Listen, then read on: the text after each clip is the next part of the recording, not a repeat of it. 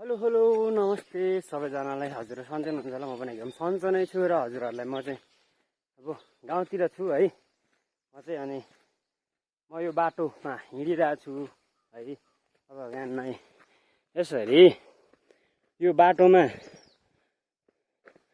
नाला छैन, यसो गरेर रुख राख्न पाइन्छ। यो रुख बेच्न पाइन्छ, मानौ त्यो बेच्नेले राम्रोसँग बेचौँ क्या। तर यस्तो गरेर रोडमा साइड लाएर चाङ लाएर राख्नु त भएन नि त। कसले गरेको के गरेको खासै थाहा पनि छैन। हाम्रो गाउँमा यस्तो छ कि आज अब जे गरे नि चल्छ टाइपको छ क्या, त्यस्तो टाइपको छ। अब के भन्ने, यहाँ हेर्नु है, तपाईँलाई म देखाउँछु। बाटोको हालत छ यस्तो है। अस्तिसम्म खासै केही थिएन, राम्रै थियो। हिजो यहाँ ग्राभेल हाल्छु भनेर ग्राभेल हालेको, तर यो ग्राभेल हालेको चाहिँ नि ठिक छ। मैले माने ग्राभेल हाल्यो ठिक छ है। तर हिजो ग्राभेल नहाल्नुभन्दा अगाडि के पानी परेर यस्तो बिजोग थियो कि है। मैले चाहिँ त्यो भिडियो बनाउन पाएन, किनभने वडा अध्यक्षज्यूहरू हुनुहुन्थ्यो, सँगै हुनुहुन्थ्यो। त्यही भएर मैले भिडियो बनाएन, किनभने उहाँहरूले मलाई भिडियो बनाएर हाल्न दिनै हुन्न क्या। मेन कुरो चाहिँ त्यो हो कि अब ठिक छ त्यो माने, अब है म मानिलिउँ ल।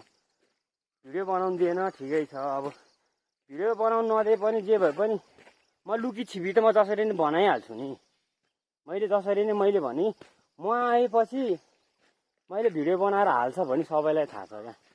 यो चाहिँ 100% थाहा हुनुहोस् कि म गाउँमा आयो भने चाहिँ मैले गाउँको जनप्रतिनिधि, हाम्रो गाउँको जनताको लागि चाहिँ जनताको आवाज चाहिँ म उठाउँछु भन्ने मेरो एउटा धारणा हो। अनि यहाँ हेर्नु है, हिजो यहाँनिर यस्तो बवालले गाडी बोलेर गाडी फसाएको थियो कि यहाँ पनि अहिले हेर्नु नि है यस्तो छ है। तर ठिक छ, यो राम्रो गर्नु भयो हो, वडा अध्यक्षज्यू नै हुनुहुन्थ्यो। तर यहाँको गाडी चाहिँ कि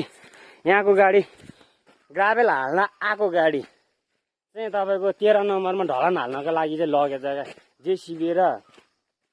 जेसिबी पनि थियो, टिफर पनि थियो, दुइटै थियो अरे। तर लगेको त हो, मैले देखेको हो कि, तर यहाँनिर काम गरिरहेको थियो भने मलाई थाहा थिएन क्या। अब हेर्नु नि यहाँ बाल आएर यस्तो बसेको छ। धन्न यो ग्राभेल हालेर झन् राम्रै गरेछ। त्यो नराम्रोलाई नराम्रै भन्छु, राम्रोलाई राम्रै भन्छु, राम्रो काम गर्नेलाई क्या है।